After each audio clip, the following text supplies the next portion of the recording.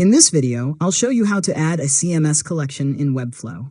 First, sign in to your Webflow account and open the project where you want to create a CMS collection. Next, open the CMS panel from the left-hand toolbar and click Create New Collection. Enter a name for your collection and choose whether to start from scratch or use one of Webflow's predefined collection templates. After that, add the fields you need for your content, such as plain text, rich text, image, date, or reference fields. Customize the field names and settings to match the type of content you'll be managing. Now, click Create Collection to save your changes.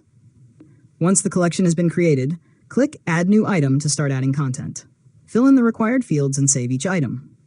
Finally, connect your collection to a collection list on one of your pages so your CMS content is displayed automatically. Preview your website to make sure everything appears correctly, then publish your site when you're ready. And that's it. You've successfully learned how to add a CMS collection in Webflow. If you found this tutorial helpful, make sure to subscribe to LearnModelab for more tutorials.